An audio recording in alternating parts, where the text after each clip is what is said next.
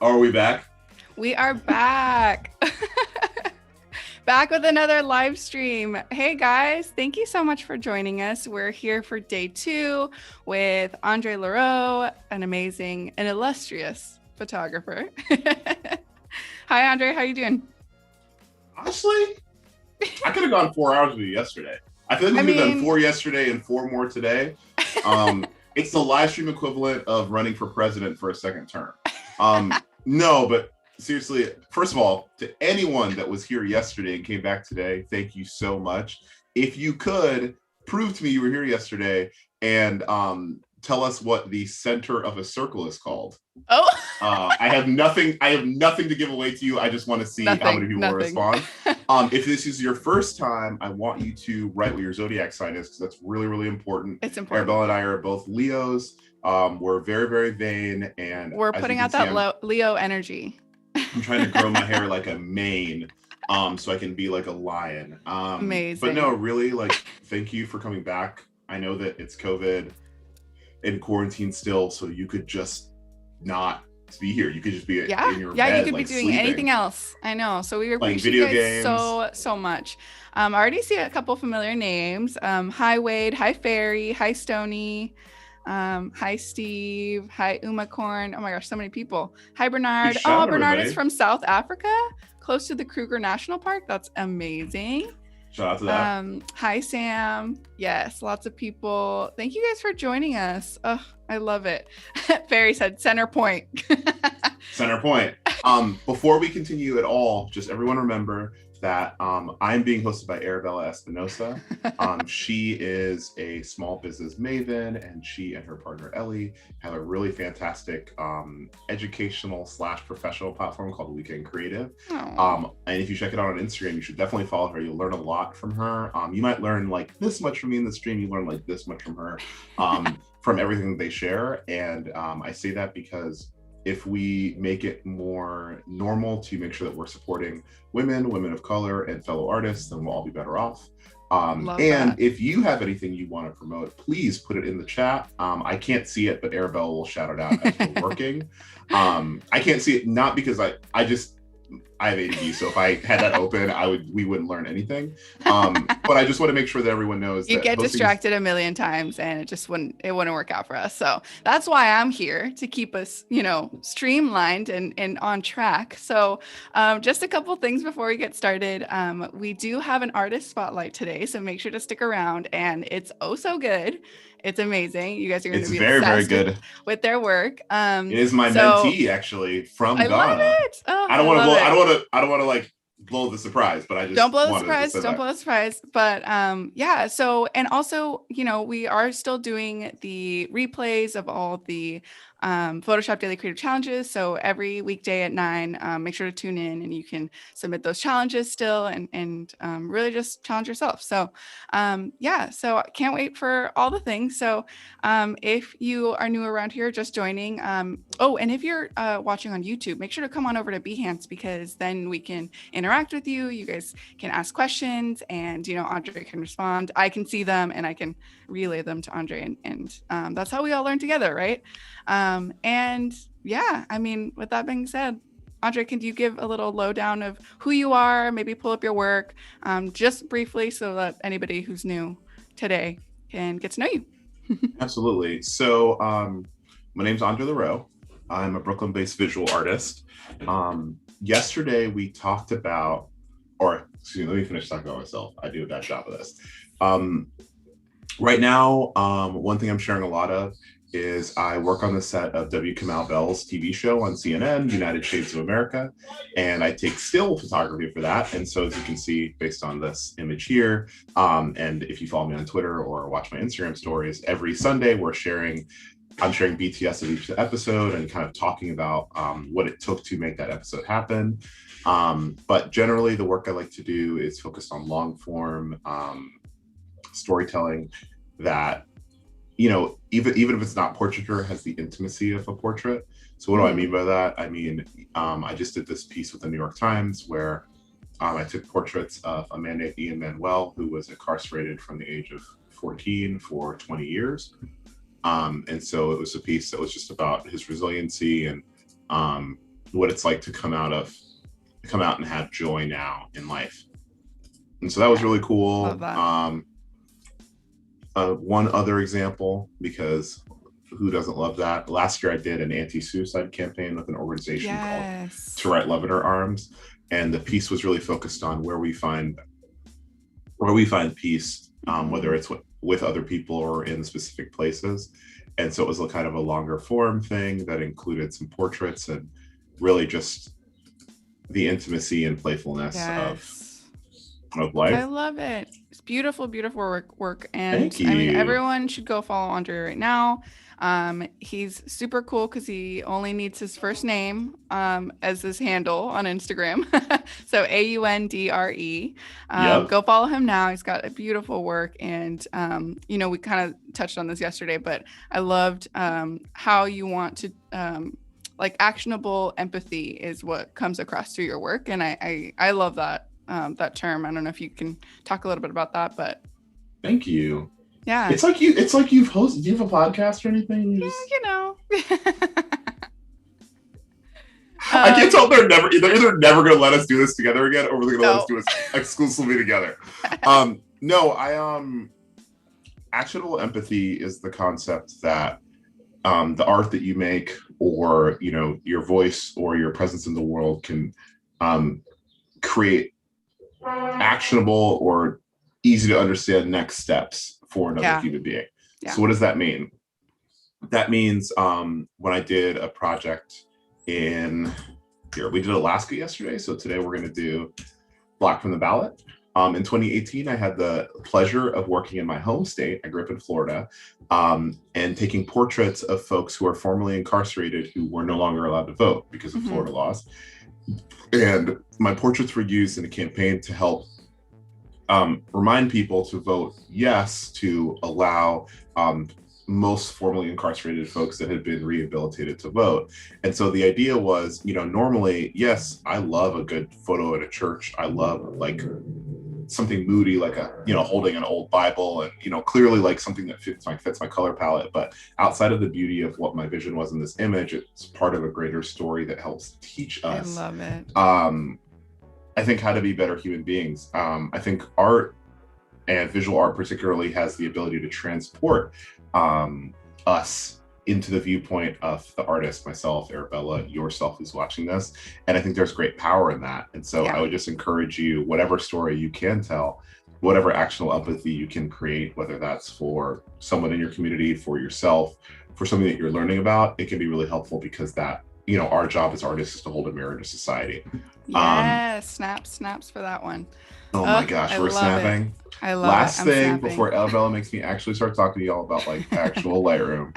This is real Lightroom. If y'all haven't checked it out yet, these 6 posts are part of a series I did called Equity Through Editing. It is a piece that is not finished, but currently is focused on ways that you can use Lightroom specifically. But let's say you're watching this stream for the first time, don't have Lightroom, you can get it for free. But if you don't have it and have some other photo editing app, or you just have the native ones on your phone, these can help you kind of understand when to use exposure, what to look for when you're using presets, things to make sure that we're not abusing people's skin. And they have really specific examples about the original and what to look for. And then lastly, Instagram presets are always, not presets, Instagram story highlights are really helpful because they can help you see things. So I have some screen records in here wherever they are. Nope. Oh my gosh, it would really help for one to show up. I'm just talking. I'm so sorry. All of New York decided to be outside today. And I can't find, okay, it's fine. Anyway, so there's like screenshots and Perfect. So specific basically things go in here. follow Aundre, check out all of his resources, all of his stories. And yeah, well, you're in the city, you're in Brooklyn, right? I am in Brooklyn, Amazing. so it can be a little bit loud. Yes, the windows are closed, but you know, the city It's never still sleeps, but the city also is just loud as all hell. 100%. Okay, well, tell us all about what you're working on today. And What am I working on today? Yeah, what are you working on today? Interesting. You see this? This host is asking me all these questions. I don't like it. So our 2-day stream, our 4 hours together, it's focused on how to develop a consistent editing style. Mm-hmm. So for my folks who were here yesterday, what was our tagline? Light is, I feel like a 4th grade teacher. You're like, you can remember? No, you can't always control light, but you should almost always be able to control color. Mm-hmm. So we spent yesterday doing a brief introduction of Lightroom. We talked about some of the educational resources that can help you after the stream be more hands-on, which we're going to touch on again, not because I'm trying to bore you, but there are new folks and we want to make sure everyone is included in our educational journey. Okay.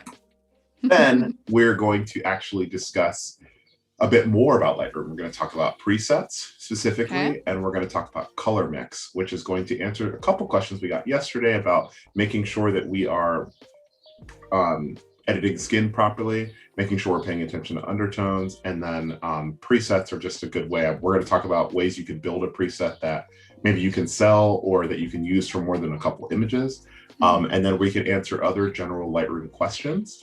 Yes, so before, please ask them in the chat because I'll interrupt Aundre and get your questions asked. And so please stay connected and don't be shy. We have a couple of people joining. Hi Cami, hi V from the UK. Ooh, hi KJ from Canada. I love it. Umacorn, love it. Super fun. Ooh, nice. This is a beautiful image. What? This is a beautiful image. Oh yeah, no, thank you. Oh, Adobe Creative Cloud just tweeted that we're streaming. So let me post. There's a lot of photos of me and Arabela together that I save for these moments. And so I just needed to get that out. Okay. So before we start on this, I just want to double check for the folks that are in here. Is there anything you're curious about? I wanted to make sure we started and open it up to make sure that if you chose to give me your time, even if it's just 30 seconds, I could clarify anything for you. So Arabela and I are gonna wait 30 seconds. And I just want you to just write in a question you might have, whether it's small or big. And if it's something I'm gonna answer later in the stream, then I'll tell you that. But if I can hit it right now, I definitely will. So we're gonna wait 1 second. While we're doing that, I'm just gonna pull up these educational materials again, just so we can talk about how these things work. Yes. You can also get started on that too, because the chat kind of shows up a little later after, you know what I mean? Like it's a little behind. But someone asked, is that Ashton Kutcher? No, it's not. But yeah, sure. I mean, he seems like a nice guy. I don't know him. I don't know anything about him, but he's like a nice guy. Okay. By the way, all the stuff from yesterday, you guys, like everything that Aundre went over is available as a replay too. So if you need to watch it like in a more slowed down version, today we're kind of like recapping a little bit, but because we want to get to all the fun things, but everything will be available for replay, you guys. So don't worry if you have to leave, if you have to go get a snack, if you this is playing in the background. If you have to get a snack, we're just gonna hit a pause. I'm just kidding. We're just gonna pause. All right, so just to make sure we are on the same page, remember the first thing we opened on yesterday was that after even during, after, not really before, you can't go back in time yet, technologically, if you want to learn more about Lightroom and you want to do it in a more hands-on way, maybe you're tired of hearing me speak or you want to try something else, there are these really lovely tools at the very top left corner of Lightroom. Learn and discover. If you are using your phone and you have Lightroom Mobile, I'm not going to switch to that because everyone remembers what happened yesterday. My thing just cut out. But if you have Lightroom Mobile, I'm just going to tell you where you can find it. Once you open Lightroom Mobile, this is the time that it would decide it wants to like re-index itself. At the very bottom of the screen, there are 4 buttons, and you can hit learn or discover. Now, learn, if we remember, these are long form tutorials that are written by professional photographers like Arabela, myself, Katrine, my friend Kurt Saunders. And if you go through them, the first things you want to look out for is there's a description about what you're going to learn, or what the core features are, and how long it's going to take, and if it's advanced, intermediate, or beginner. And if you choose to, you can look through these search things, beginner, intermediate, advanced. And remember that these aren't meant to be pejorative. Like, there are some things I'm a beginner at. Like, I don't use radial gradients, so I might want to watch that. And then there's specific things here like image rescue, light, stylize. And so these should be able to help you find something you want to look at and you can learn from. So I'm going to pick an image really quickly, just so you can kind of get an idea. But essentially, oh, let's look at this food. It looks beautiful. So this one's pretty simple. Like it looks like just a little brightening, a little color up. You can see it's intermediate. It takes 6 minutes, and you hit your start tutorial. And what happens is it loads it. And then when you work alongside, there are chapters and like written steps from photographers. I can tell you from experience, it takes a while to write these because you kind of have to see how they work out in space. But if you look down here, the coolest thing I think about this is you can slide along with the editor. So now you can really say to yourself, what does this tool do and why is someone using it? And I think that is super, super valuable for you as you start to just discover what your workflow is as an editor. The consistency really starts with understanding what your tools are, right? If I brought a package to your house and asked you to open it and you pulled out a buzzsaw, I'd be like, okay, I don't think I need to be here. And so you developing consistency that way is good. And you might be able to cut it with a buzzsaw, but you probably cut somebody's hand off within the first 10 times you do it.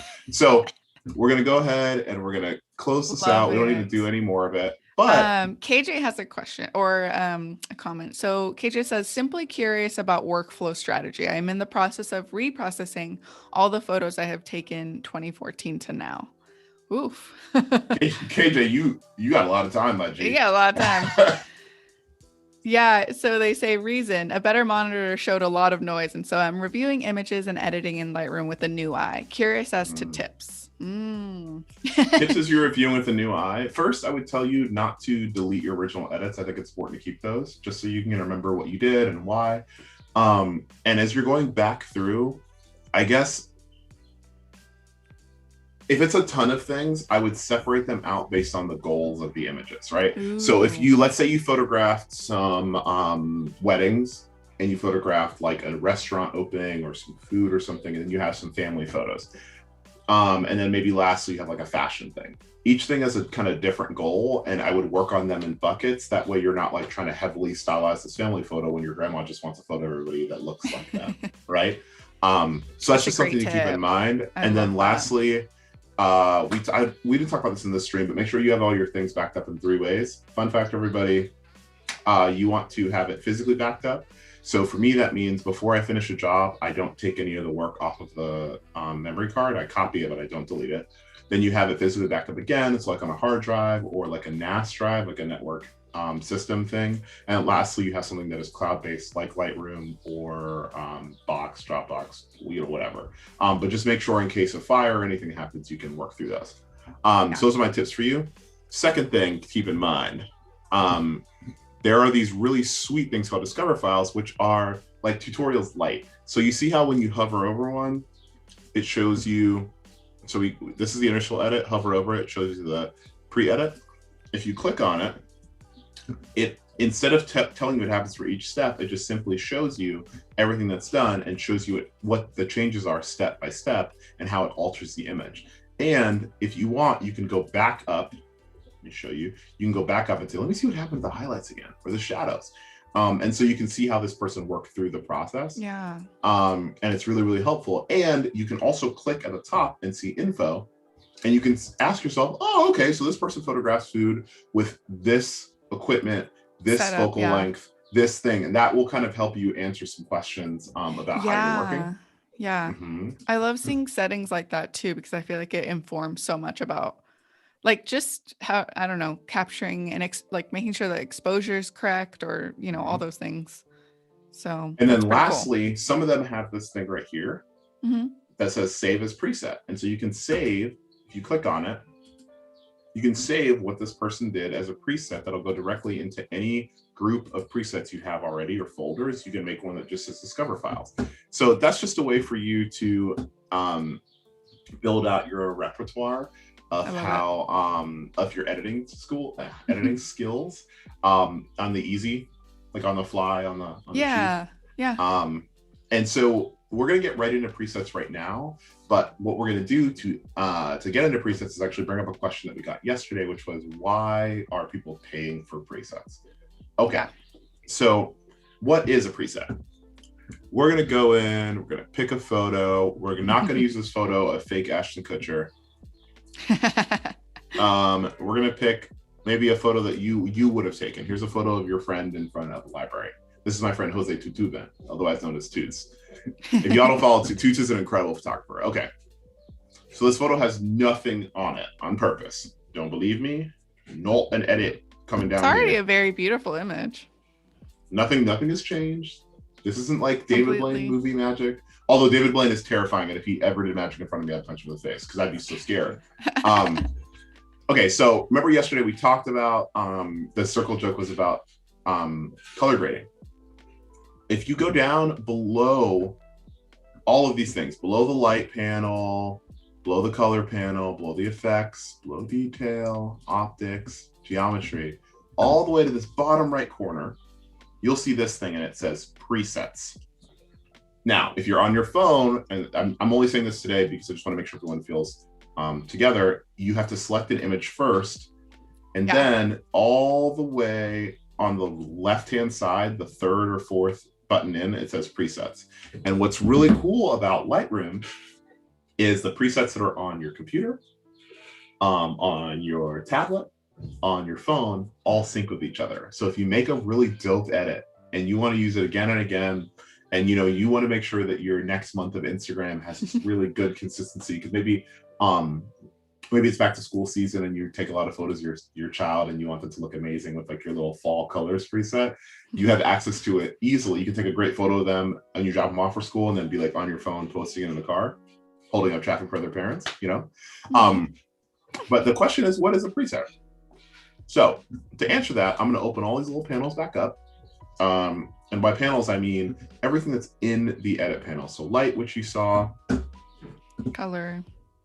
Color, and you see that as you expand, certain things come out of it. I know it's zoomed in, but I'm trying my best to just show it to you a little closer.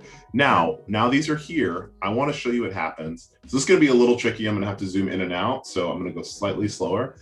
If I just go over, I have a lot of presets that you might see later, but just, forgive. I make a lot, so forgive me for all of these things that are in here. But if we hover, you'll see, first of all, as we hover over each one, the image is changing rather drastically, right? Yeah. So y'all can see, actually, let me zoom in so it's a little closer up. So y'all can see how the colors are changing. So the presets are really edits, right? They alter, so many things in the photo that you're telling this editing software, Lightroom, what you want to do. And so just you see different things are going on, hanging out, doing their thing, no worries, right? But the thing you might notice on the left-hand side is obviously the image is changing. But on the right-hand side, over here, you can see as I'm scrolling, you're seeing that these sliders are shifting alongside you. So now what does that tell you? That tells you that your preset is making decisions based on what you told it to do.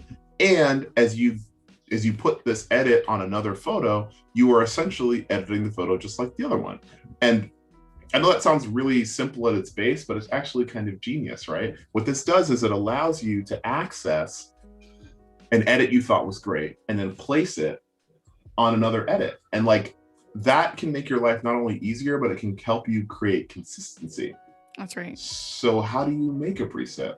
Why do you make a preset? Hopefully we answered the why, but the how and the when and where do you use it is really, really important. I'm going to pause. Anyone have any favorite presets they want to shout out in the chat before I continue? Tell us. We had a couple comments. So Ferry was like, yep, if you learn the tools and the basics, you will rule the world. And KJ had responded. He said, I'm unlearning things I taught myself, which I'm relearning to do more efficiently, but staying in line with what I see and what my intent for images are. And he said that they said that they have kept their original edits too. So that's good. Good. Yeah. And then Christine says, dumb question. There's no such thing as a dumb question. When you download images into Lightroom, are they automatically stored on the cloud and not on your hard drive? Okay, so Christine, it's important to delineate, and I'm sorry I didn't bring this up before. I was trying to get cute and get started early. There are two Lightrooms. There is Lightroom and there's Lightroom Classic. Lightroom Classic, although it sounds like a Turner Classic Movie, is a very robust system, and it honestly is very similar to Lightroom. The main difference is that it draws its storage not from a cloud. So if you actually go to this top right corner, this lets me know that, you know, my devices are synced and backed up and like how many images I have. It's a lot, it's 100,000. But Lightroom Classic, which is right here, instead of backing up on cloud, backs up on like personal storage, right? Yeah. So, or for whatever kind of storage you have. So Lightroom that we're using still keeps like high quality previews on your computer, and you can still download things to your desktop if you want to edit faster. Or sometimes when I'm on planes, I'll take my iPad and I will like download directly to the iPad hard drive and like work on the plane. You know, because I don't have access to the internet, but generally Lightroom uses cloud-based storage and Lightroom Classic uses localized storage. Nice. Perfect. Thank you for answering that. So let's see. Go ahead. I'm seeing our chat. Ferry says, I had a dark moody preset, which gets deleted accidentally. Oh no. Uma Korn says, I haven't taken and edited photos for a while. And okay. Yep. Interesting. Well, okay. Hopefully this inspires you to get back into taking photos and editing them. Maybe you'll get inspired by all of Aundre's tips. So what I wanted to do in this is, here's like a random bad photo I took on that my friend took on his iPhone a couple of years ago. This is like, I was like, is that you? It is me. This was I did a big project for Uber that actually never got published. It was hilarious. But anyway, what I wanted to talk about was, look at this. Our light is backlit. We're in LA. This is a very LA looking photo. There's like, it's just marble countertops, all this stuff going on. Do you think it would make sense to use the same preset for this image as I would, so this backlit sunset image, as I would this image that's in the middle of the day of my very attractive friend from high school? He's beautiful. I love him dearly. As this photo that I took in a studio, as this photo that I took downstairs in the now no longer existing Milk Studios podcast room, as this photo I took of Kamau Bell inside of a there we go. This photo I took of Kamau Bell inside of a theater at night. No, the answer is no. None of these would have the same thing. Two different light situations. A million. Very different.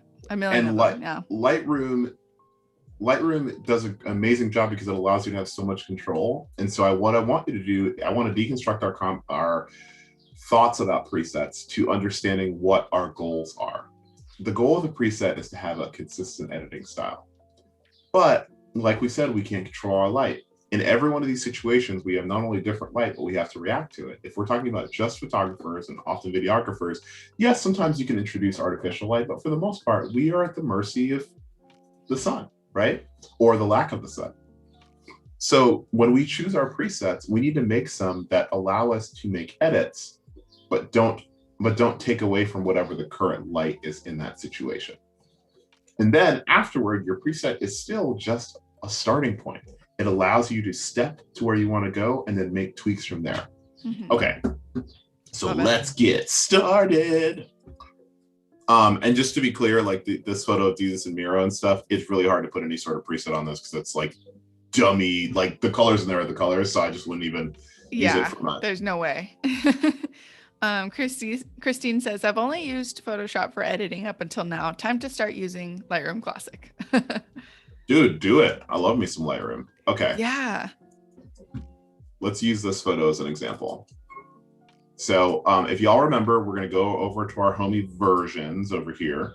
So this is the bottom right corner. And remember, Lightroom is a non-destructive editing platform. So that means that any edit you do, you can always go back to the original and it's not like a final permanent thing. If you export the image and delete the original, sure, but that would be very dangerous to do. And I highly advise that you don't do it. Okay, so we're chasing consistency here. So to do that, we're going to we're in versions. We're going to create a new version. If everyone remembers yesterday, they were all Arabela themed. So today, they're still going to be Arabela themed. So we're going to do Espinosa. Is it Espinosa with a Z or an A? With the Z. Okay. Espinosa 1 is what we're going to call this. And now we're on this version that's our original image. So here's an image of some really cute kids from a McDonald's commercial where I took photograph stills. Oh, it was great. They had like a water fight. It was honestly so cute. Okay. So let's talk through this. So remember one thing we talked about already was we don't like to use exposure too much because we don't want exposure is a tool that makes every pixel brighter, every pixel darker. So if we just use exposure, it actually might work here because you notice every pixel, everything in this image is kind of like a muddy, here, if I double tap this, everything is like kind of a muddy color. So let's bring it up. Then next we're gonna say, all right, well, normally we all love contrast. So we bring our contrast up, you'll see how it'll start to kind of make their skin look a little wild. I would actually tell you with this image, because it's so dark, to actually bring your contrast down a little bit, add a little bit of gray to the image just to give them, like on these edges where the lights and darks are of this kid's face. Notice how reducing contrast just gives you a little bit more detail in that facial structure, instead of if you add contrast, how it just starts to make them look not like themselves. So let's bring it something subtle. The background for this image is white, so we can actually bring our highlights up a little bit. Let's bring our whites up a little bit, right? We're in a good spot. Now we just grayed our image out a little, so I'm going to go a little faster because I'm trying to make a point. Yes. I'm just going to pick a point on this point curve, bring our brights up a little bit, bring our darks down a little bit to add a little contrast after the fact. And since we already flattened out, I don't really like that. Like I said, the too much contrast didn't help anybody, so we're going to keep that as it is. Let's say we want the image to be a little bit warmer, so my folks from yesterday know we want to go to our color grading. We want to pick a little bit of a warmer tint.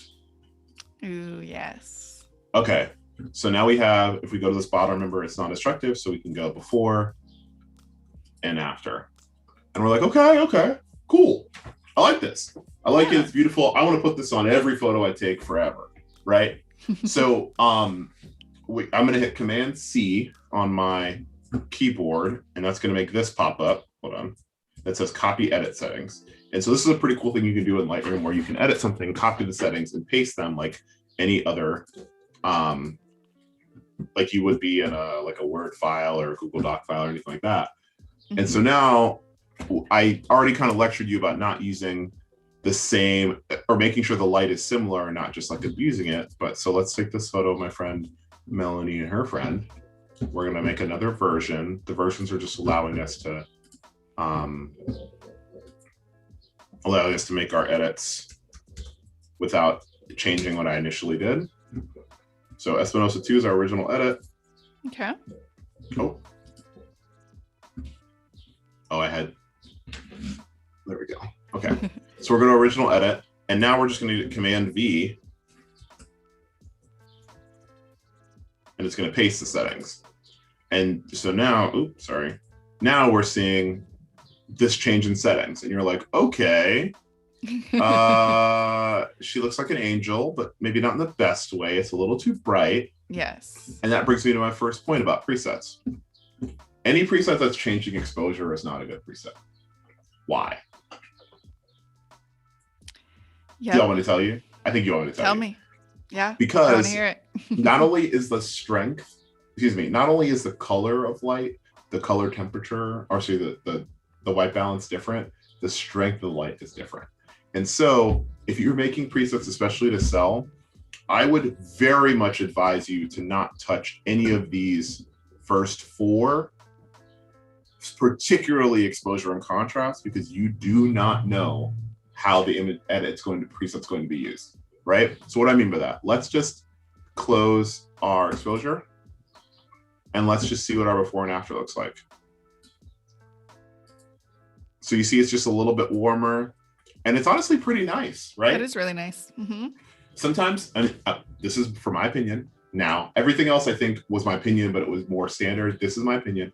Sometimes I think that we think that we're going to click a preset and be done. I don't know if that's our best solution. And remember yesterday for my folks, and I can show you if you don't remember, that profiles allow you to change the intensity. Presets don't allow you to do that. But what they do is, just remember, like when we were hovering in this preset category, hold on, I'll zoom in again so you can see it. Remember, as we were, as we're hovering, we can see how the edits are changing. Because they're changing, it allows you to adjust the intensity and for you to be really, really intentional about how you want your edit to look and what control you have. Mm-hmm. So if we're making a preset, we're developing a consistent style.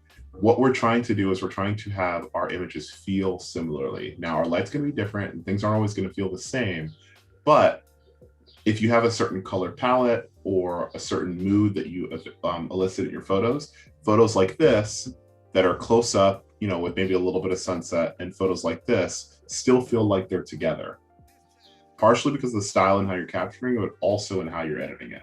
So once again, I'm going to show you a couple more examples of this before we move on, but this is one of the primary things I want to say today. If you're making presets, whether they're for yourself, a friend, or to sell, you should not be changing your exposure in the base preset because you do not know how it's going to be used later. So let's take that preset and let's put it, here's a photo I took for like a neighborhood guide about a falafel place, right? Pretty standard photo. Now, we both know that the other preset was being used for people. So, what's going to happen if we place it on food? Let's paste it and see. Once again, it's too bright, right? And remember, with the initial image we chose with those lovely Asian kids, that photo was actually very dark to start. Yeah. And so unless you know for a fact that you're going to be working that way, or you underexpose all your images a stop and a half or 2 stops. And what I mean by stop and a half, y'all, is when you look through the viewfinder, there's that little bar and there is the little dot in the middle lets you know this is perfectly exposed sometimes. And then there's a tick 1, tick 2 in one direction, and tick 1 and tick 2 in another direction. The ones to the right are overexposed, so it's too bright, or sometimes you're posting at something like bright, like my shirt, it might think that that's not exposed properly, or you might be putting it right at my hair or my microphone or something black, and that might think something's underexposed. And so if you consistently go 2 stops being underexposed to your left, and that's how you always photograph, then maybe it makes sense, but generally avoid using exposure. So we're going to edit another photo, but we're not going to use exposure this time. And then we're going to see what the preset looks like. Yeah. So we're going to use this photo I took in New Orleans when I was photographing something for Coors Light. If any of you are people in the South and you buy a lot of alcohol or any alcohol, if you go to convenience stores in the South, you should see some photos I took of some people enjoying an adult beverage. All right. So remember, how you make a preset is you make an edit that you like and you work from there. Now, yes. First thing I noticed about this photo, if you look at it, it's slightly tilted just a little bit. Like the top's a little bit higher than I want it to be. So we're going to go down to our good friend geometry. And I think some of you already know where I'm going. Right? And so you can tell if you look at this that it's off. So let's pivot vertically. This is going to, if you've never seen this before, it's going to blow your mind. We're down here and we're going, and we're just going to select vertical. So it's going to change the image on an axis. Look at this. All right. Super cool. Then we're just going to constrain our crop. which just means that we don't have these weird little white edges. I'm just gonna hit that. And now look at this difference. See it? Just a subtle difference, but it looks how you would look when you were looking at it directly, right? Yeah. Okay, so we fix our crop. Everything's Gucci. You know what I'm saying? Let's not touch our exposure or contrast. Let us do something kind of fun. Let's go to our color grading. And for the folks that weren't there yesterday, let me just give you a quick little color grading tutorial in about 90 seconds, because I know this is going to be confusing. Okay, so this is the center of the circle. This was a big argument yesterday. In color grading, you can choose to alter the base color of 3 different parts of an image: your midtones, your shadows, or your highlights, or all 3, right? What you can do is this little slider lets you choose the hue and the saturation, right? So remember, in most photos, midtones are almost all the photo. And for the folks that are curious, this would be white. This would be a highlight. This like white iPad background, or even like this notebook. I brought props today that like this would be a highlight, or this would be a highlight. A shadow would be darker parts of the image. So like I'm wearing black pants, like that would be altered by it. And the midtone is really everything else. So when you're choosing, you just need to make sure you understand what's going to happen when you choose to alter things. So we're going to zoom in so we're nice and close. We're going to choose highlights because we have this bright white background, and we're going to say, we want it to be tinted a little yellow. Or like, and you see how the highlight's changing, but it's not always impacting the entire image. That's wild, right? So let's say we want to have the color grade look kind of like this kid's bike. So we're going to make our highlights blue like this kid's bike. And what happens is once you select the color, you can obviously move it around to get a different hue. So like moving in a circle, it gives you a different hue, right? And then moving in a straight line gives you a different saturation. So the further you get from the center, the deeper the color gets. Yeah. So once again, hue is what you get by just moving around the circle, clicking wherever you want. And then, let me zoom out so you can see the impacts. Then you notice how if you look up at the sky up here, and on this wall, you see how this blue is starting to play out. And then here, this little line lets you alter your luminance, which is how bright that color is. So you notice is to the right, we're getting the highlights to be brighter, and to the left, they're getting to be darker. So we have our highlights to look like the blue of his bike, and then we want our shadows to look like the yellow of his bike. So now we're going to do something similar. We're going to select this hue here. Ooh. That's a little too green. Sorry, I have a pick, right? And that's too saturated. So we're going to go here, a little yellow orange. We're going to brighten this up a little. And now we have this image that, you know, has a kind of a mood to it. It's not a horrible, horrible edit. Kind of like film. Kind of like film. And it lets you do some interesting things, right? Arabela, you are like, you're just supportive of I love it. I just love it all. Okay, and then like lastly, let's add a little bit of clarity. Dehaze is a fascinating tool that I shouldn't play with at this moment. So yeah, we love this. We're gonna hit copy edit, right? Mm-hmm. Now let's be fair this time, and let's take a photo and share a photo that's from outside. That's similar light, because we've learned our lesson. We don't want to completely just abuse something that we know. Let me find a good photo.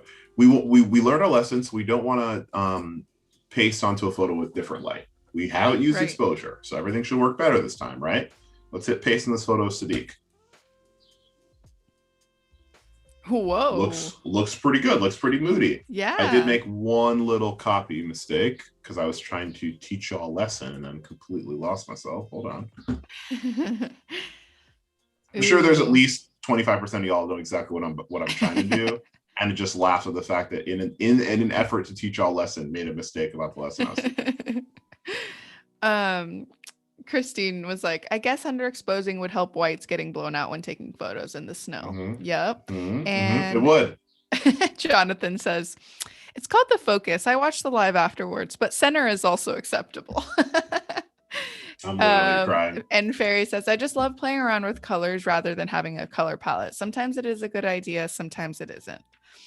And then Jonathan says, I wish they had an eyedropper for that tool as well. Oh, interesting. That'd be kind of interesting feedback. For like color Arabela, grading? Yeah, please. Please text that to me. I will bring that up in the next Lightroom Ambassador thing. That's actually an interesting point.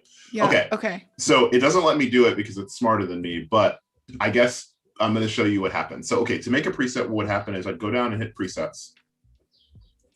Then at this very top right, there are these 3 dots, which all internet and every like person that's a little like that's been used to tech at this point knows that means add more or like find out more. Things. You can create preset. So then here we have all these options. You know, you can save the profile, you can save exposure. It like lets you save all these things. And just for class lesson's sake, I'm going to hit geometry.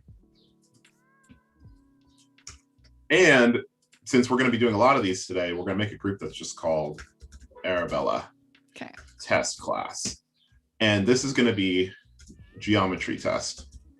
And I'm sure you're like, I know where this is going. I know you know where it's going, but just forgive me. All right, so now we have our test class created. Let's go back to that photo that we liked of Sadiq. We're gonna go down to presets. And now the reason why I picked Arabela's name, besides being a big fan of her, is knowing that it'd be the top of mine. And I'm gonna hit geometry test. And what happened? Ooh, it did the same thing that it did for the other photo. And so now these little white things. Even worse than changing the exposure is not recognizing what happens when you alter your crop or your geometry and you accidentally copy and paste it. You want to make sure when you're copying and pasting that you are only altering things that you want altered in image. And so what would be helpful if you're building out presets for yourself is maybe making folders. So I have like a million folders. Some of them are presets that I bought, some of them are presets I made, some of them are presets I got. So like Maston gave us some after I was on this like notable photographers of color thing. Here are a bunch of presets I made for something that y'all will find out about soon if you follow me on Instagram. This is some from other Behance streams I made. Nice. Good dog, you know, fun names like that. And then this is what we're learning today. And so the thing I just want to point out to you is take time to try presets out, but essentially like you should name them things that are helpful for you. So maybe you just have one that's just called like brightening. So maybe you take a lot of selfies of yourself in similar light, right? But your clothes are different. So you just make a preset that is maybe half a stop brighter on exposure and is flattering for the colors that you have on your face or in your face, your undertones or things like that. And so basically what I'm saying is like just understanding what you're using it for and being able to use Lightroom to make like you don't have as far as I know, there's no limit on presets. As you can see, I have 10,000, right? So just make sure that what you're making makes sense for what you're trying to do, if that helps you. Yeah. Okay. Next step. Well, and that's why you can always make the preset and then uncheck those things that are not supposed to be checked, right? Like geometry or the light, right? Like so you have to be asking yourself, what are the things that I make that I uncheck? Yeah. Let me show you. Love it. We're gonna pick a new photo. Says, Andrew/Adobe. Question about Lightroom CC. Does every photo I take would have to be uploaded to cloud to edit/share? Yes, on this Lightroom, yes. Mm-hmm. On Classic, no. Okay. And then Russell asked, where can I find schedule for Adobe Live presentations? They're available underneath. If you just go to behance.net/live, you scroll down, there's the whole schedule. So lots going on, even not during Adobe Live regular schedule too. There's live streamers happening all the time, right, Andre? You do your own live streams 100%. Outside of this. So, I mean, you can be learning all kinds of things like at any time, really. Hi, Afrosia. Thanks for joining us. And if you're just joining us now, we're here with Aundre. He is a Brooklyn-based photographer, mostly portraits, but environmental portraits too, and all the good things. So, Arabella, I directed a commercial, so I will only be referred to as visual artist going forward. Only a digital artist. I'm sorry. Oof. I said a visual artist. Oh, but I visual mean, artist. it's fine. But you guys, you have to go follow him and his work. It's at Aundre on Instagram, and check out all his fun resources and everything. So thank you guys for being here. And if you're watching on YouTube, come on over to Behance, and you can interact with Aundre. So just real quick before we go anywhere else, who's this? Who's this queen right here? I just want everyone to see. Hi, me. Hi, myself. Am I definitely in need of manicured hands? All right, we're gonna go back. Question. Let's see.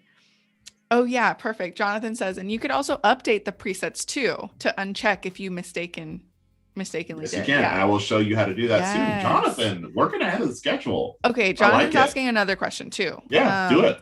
Oh, Afrosia says pretty. They like your work and wow and great. Jonathan says, have you done an organization video for Lightroom CC? Organization video? I have not. No.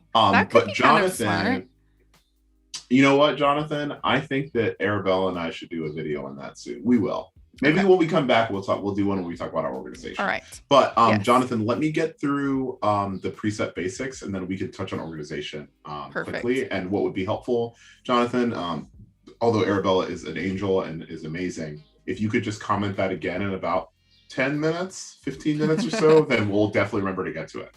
Perfect. I would never say that you're forgetful, because you're not. I just want to make sure that. All right, so we've discussed the things to avoid with presets. And so let's say you have a preset and you're like, oh no, like what if I have it? All right, so let's go and let's pick this geometry preset. So you see what happens? So far, if you look at this actually isn't like too bad of a preset. It's green, it's moody, it feels good, you know what I'm saying? Look at this picture of Marie. Shout out to my homie Marie, she's amazing. Beautiful. Let's make sure by going to versions that once again, we create a version so that basically versions allow you to make multiple edits, but still maintain, like if you want to try something new, and that's something that I forget who said that they were editing their whole gallery again. This is a good way for you to not have to, that was KJ. Have to reference to like many different images later. You can kind of keep them all housed in several edits instead of having to make duplicates or export and re-import the image or anything like that. So let's do, this is going to be how fun is it to edit like old work? 3. How fun is it? Yeah. I don't really do it, but I feel like I've done it a few times and it's always like you're like, why did I do those edits? You know? No, fair, totally. You like evolve and develop so much, even in just a year, you know? That's crazy. Oh no, totally. So we're just gonna constrain the crop. So remember, one thing I wanted to point out, y'all, when you ever use geometry, and now that I think about it, I should just explain. Geometry is a tool that allows you to, you see there's like these little lines that come up. It just allows you to be aware of like your horizon line or lines. And so in this image, you want to make sure that like this back line is straight, like these are straight, so that you're not like distorting your image unless that's the goal that you have. Sometimes depending on the camera you have, the lens might be like a really wide lens. And sometimes there's little distortions, and you can fix that by going over to optics. And remember that what we talked about yesterday, when we go all the way into our info, it'll tell you, because this Lightroom's very smart, it'll tell you what camera you use and what the focal length was. And with that information, when you go to optics, you can select enable lens correction, and that'll just help you like fix for inherent errors that like Lightroom knows that certain lenses have, or most lenses have. And it usually picks up the lens right away too. It's pretty genius. So what we're going to do is we're going to say we like this preset, but we don't like that geometry tool. What can we do with it? So let's go back to presets. We're going to right click on geometry test in Arabela test class, and we're going to go to update with current settings. And now this fun little kind of drop down pops up and says, oh, hey, what do you want? So, let's say that we want to make this preset available to everyone in the future. I'm going to go in and say, well, I don't know for sure what geometry folks have or what they need in their image. I'm going to turn that off. Yeah. Then I'm going to say, I don't actually know what optics, what lens correction, if they need it, they're using. I'm going to turn that off. Other ones that we can talk about, but I don't want to belabor the point. I actually personally keep detail, optics, and geometry off. And then in effects, I turn off vignetting. Vignetting is when you kind of have the black edges around your image. Those can be added. So anything that can be added stylistically, you want to avoid. Oh, excuse me, that's not the way to say it. Anything that would alter the basic integrity of the image, you want to avoid. So things that would make it too bright or too dark. Right. And things that would alter if it's super sharp or that change the geometry of the image because you don't know what you're getting. You want to focus on your color and you want to focus on your effects. Those are the places that really, really win for presets. Nice. And then for me, I actually turn off exposure, contrast, highlights and shadows, but that's for me. You can still keep these on. It just really depends what you're trying to do. Then you hit update. And now let's take this image. Let's take that preset and let's just watch what it does when it hovers over other images.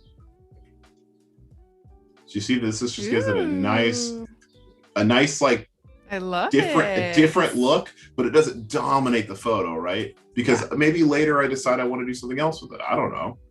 And so we're just going to try some different edits out. It's very brown. It feels very New York. See, it's like you're getting to your destination like in a better way because otherwise you're wasting time. If you are applying those like other things like light and geometry, then you have to spend more time like removing that, right? Or like fixing that when you could have just taken it out in the first place. I love that. It looks so Actually, good. This is probably the best one. This one looks great. This is really good preset. Put it up, Andre. We're gonna raise money for something. Ooh, I think what we're doing is managing browns Gus really is well. in the chat. Hi, Gus. What's up, dude? Oh, fun. Gus, I feel like you're a little too advanced for this, but I appreciate the energy. Hi, Anais. Thanks for joining us. Nice. Krishna says, this is exactly what I was asking about. Perfect. Good. Oh, yeah? But yeah, even like, here's like a selfie of me and the homies at New Year's Eve like 3 years ago. Don't worry. I was not out here trying to die, during COVID. And as a quick side note, if you have the opportunity to, please consider getting vaccinated. We don't want our variants to spread. Love it. These are all phone photos. And so, hold on. Ooh. I love this photo. It's very silly. It's so great. Even this one. See, we can try stuff. And so maybe we say to ourselves, like, notice here, we actually, our whites don't change. Like we're starting to get a style that we like. But, maybe that doesn't work for everything. So we then say, well, why don't we make another preset? Yeah, exactly. Why don't we make something new? So let's go and pick another photo in this little batch of funnies that I selected specially. So, you know what? Let's do one for the beverage enthusiasts in the world. Okay. This is some sort of like iced tea situation. I don't know what's going on here. Not my very favorite photo, but a photo that folks have probably taken a lot of. Now, what do we definitely want to make sure we get when we're capturing like a beverage that's indoors? It's almost always going to be backlit because lights in like bars or restaurants, whatever, aren't necessarily, it's not the brightest place that you are generally. Yeah. Exactly. So we're gonna go to our edit panel. Once again, you notice, just make sure there's no funny business going on, exposure, contrast, all this fun stuff. Aw. Uma Korn says, I'll need to dust off my camera now. I think he's getting inspired. They're getting inspired. Oh, okay, Uma, I see you. Arabela, thank you for doing such a great job of being so fun and positive. It's giving me a lot of energy. No, it's super fun. I mean, you have awesome work and you're easy to talk to, so that's great. That's the nicest thing you ever said about me. Although I was, I almost put a bandana on today in honor of you. Almost did. And then I was like, so I just did the like beanie situation. You just did the little thing. But now I feel like people can't see. I feel like I gotta sit like this. Okay, so getting back to this. So first of all, remember we talked about it. if I was editing this, so here's the difference between editing for a photo and editing for a preset, right? Immediately you'd want to see, like, sometimes I use exposures to see what will happen, and now you're seeing immediately that as you're brightening it up, you're blowing this entire image out. It's too bright. So what did we learn yesterday? We talked about exposure being a dumb tool. What I mean is it's an inexact tool. It's like using a hammer. Oh, the thing about earlier, cutting like a box open with a buzz saw. We don't need that. We need a more precise tool. So let's go over here and let's recognize that our drink is probably closer into the shadows category. So we're just gonna go to shadows. And so this is something to bring up. When you hit plus for shadows, it brightens the shadows. It doesn't add shadows. Minus for shadows makes them darker. Just like for highlights, plus for highlights makes them brighter. Minus for highlights makes them darker. Just a quick little thing. So we're going to bring our shadows up, and you're starting to see how you can see a little bit more of this drink, right? Yes. Another way you can do this is, let's keep this drink nice and zoomed in. We're going to go over to our point curve. So we discussed this previously, but remember our point curve, technically you could make basically every edit you want in the point curve, but I'm not that brave. And so something you can do instead is you can just take a look at this guy, and remember the top right corner, excuse me, I shouldn't have said guy, I'm trying to reduce my gendered vocabulary. You can take a look at this graph. This top right corner is the brightest parts of the image, and the bottom right corner are the darkest parts of the image. And then this graph lets you know kind of where the pixels fall. You're seeing immediately that there's not really very many bright parts of this image. There's mostly more darks. And then this middle big square, there's 4 squares together. These are the midtones, kind of like what we talked about with our color grading before. So one thing you can do instead of reducing the shadows is you can change your black point. So if you slide up, just slightly, you see how the difference in the black point just makes the image just a touch brighter. And what I mean by that is what Lightroom reads as the blackest part of the image is now adjusted to be slightly brighter. So everything slides up just ever so slightly. Now, one trick about doing that is it does reduce some contrast. Here, if you press this button, you can see the before and after.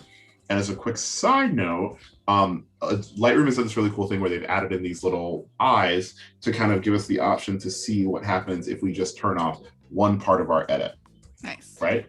So what does that look like? Once again.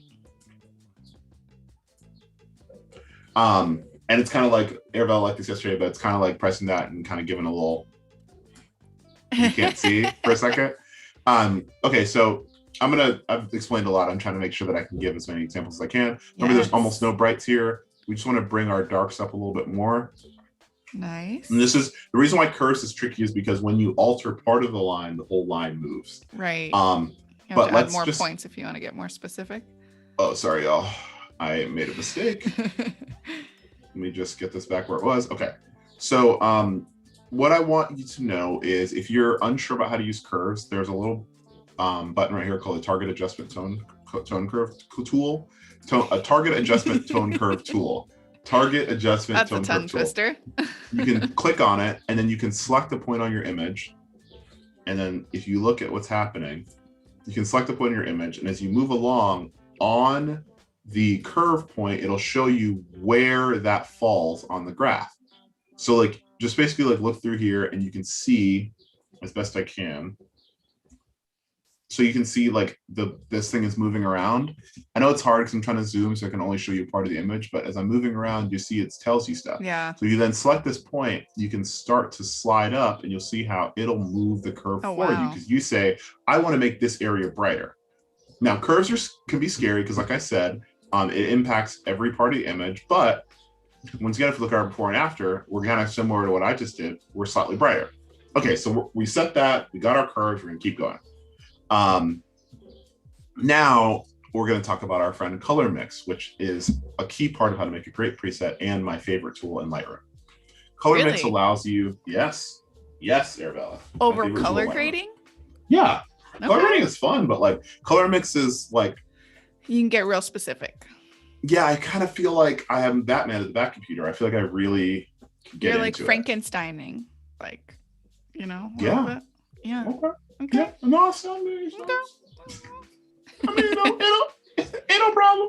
All right, so if you if you go down to color mix, essentially what color mix allows you to do is it is similar to the selective color tool in Photoshop, where you can have dominion over a single color. Now it's worth pointing out that every color has parts of other ones in it. So like here's a little plant, a little Lightroom plant actually. And there's obviously a lot of green, but there's also like a little bit of yellow. And like everything has other colors in it. So while you can have a lot of control, you're not going to get everything you want, but you can get most of it. So in this image, what color is this drink? First person to respond wins nothing.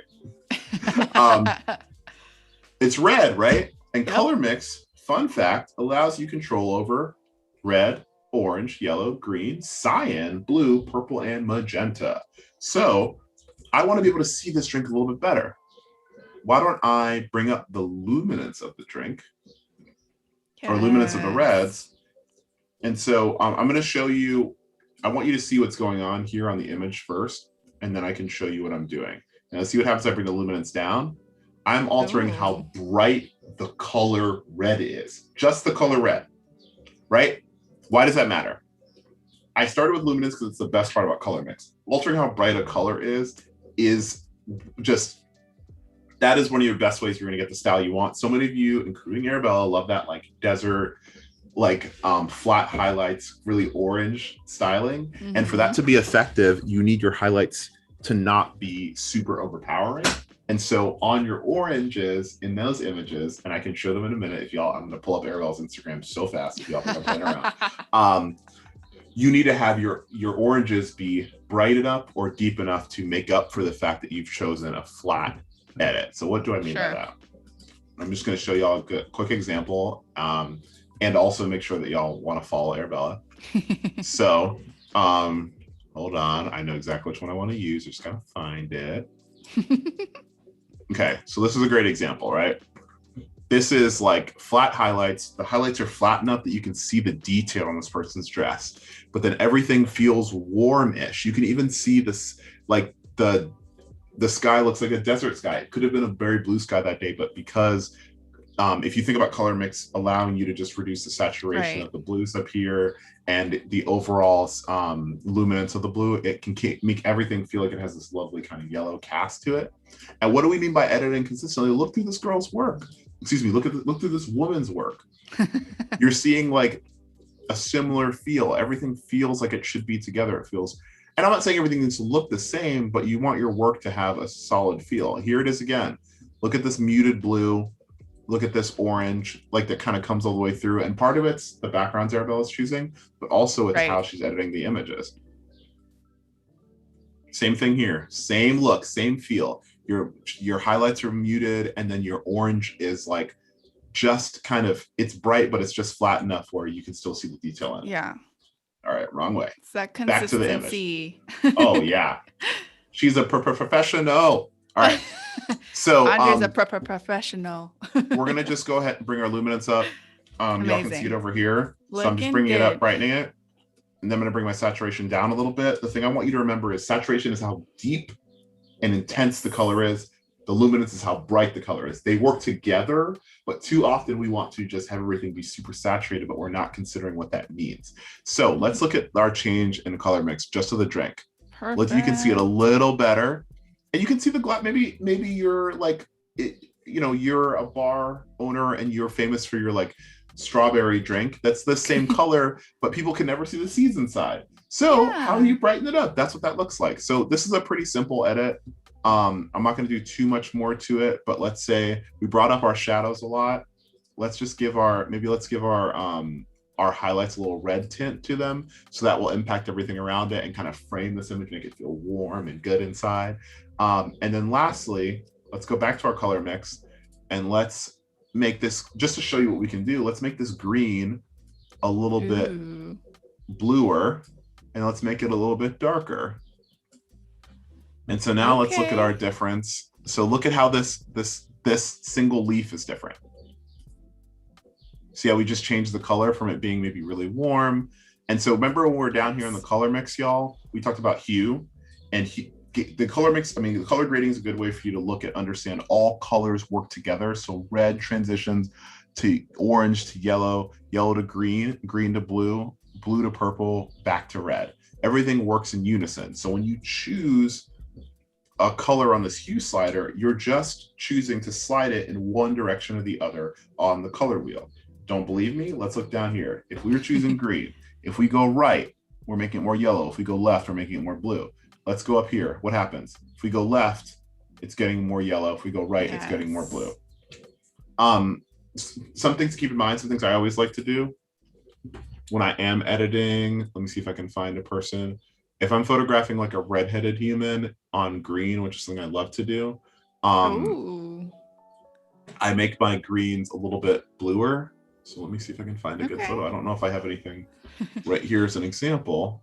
Just a quick reminder, we have under 20 minutes until we have artist spotlight. So I hope you guys stick around because it's going to be really, really good. It is really good. I'm very excited. I took a peek. You should be. Before, and you all should be excited. So she wasn't allowed to, but she just did it. You know how Arabella is. I did it. Okay, so Fairy says, I have a preset. It's called Untitled. Oh gosh, I love it. Okay, so. Okay, Jonathan says, since I learned the difference between saturation and vibrance, I've taken full control of being able to use the luminance and hues as well. Love it. Yes. You know what? Jonathan wins for the day. Jonathan's our second winner. I'm serious. Jonathan wins our second. Jonathan wins our second CC subscription for the day. Could you please? Nice. Oh, and I forget who won yesterday, but could you text both of those to me later? Sure. Yes. We can also rewatch the stream and find out. We can rewatch the stream. We'll figure it out. Okay, so here's the base image, y'all. You've gotten used to this now. We're gonna work through this edit, and we're gonna save a second preset now. Okay. All right. So first and foremost, love this photo. Kale looks great. It's super cold though. Yeah. Normally what we look for is, there's a reason for this. When I photographed this, it was during some fires in the Bay. I'm sure you remember this, Arabella, in 2018. Where it was supposed to be sunlight, but it was all over the place. Yeah. The thing that I want y'all to remember here is, I'm not going to show you an example, but you do not change your white balance of an edit. Do not. Just like we don't know what the strength of the color, or strength of the light, we don't know the color temperature of the light. You don't want to take a preset that's supposed to be for daylight and then you mix it with shadow or like, you know, the normal warm lights you have in your home. Is going to make people look crazy. So don't do that. So you do not look crazy, not look as accurate to them as they can. Okay, so how do we warm this photo up without using the color temperature? Well, let's go down to our homies down here in our sweet color grading. And since we want the whole photo to be warmer, remember that midtones are the key part of the image. Don't believe me? Let's go back up to our target adjustment. Target adjustment tool. And you notice as we move around, hold on, actually. Let me zoom in so y'all can see it a little better. Okay, so if you look here,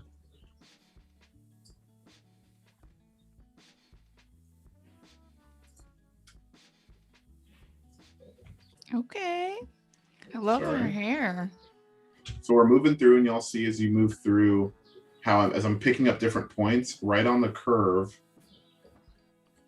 Right on the curve, you're seeing that it's showing me where this sits on the chart. So obviously we can see there's a ton of midtones, not in here because this is like deep shadows, but like over her face, we're all in midtones. So we need to change the color grade on the midtones. So we're going to go back to color grading. We're going to pick something warm.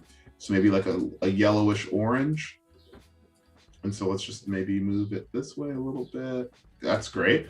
And remember, the further away we get from the center or the focus or whatever other people said, the stronger, more saturated the color gets. So I'm going to keep it pretty close to the chest here or the vest here.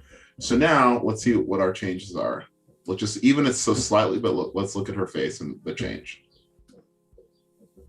Oh yeah. Just a subtle warmth. We're in better shape. It looks really good. Yeah. Next step.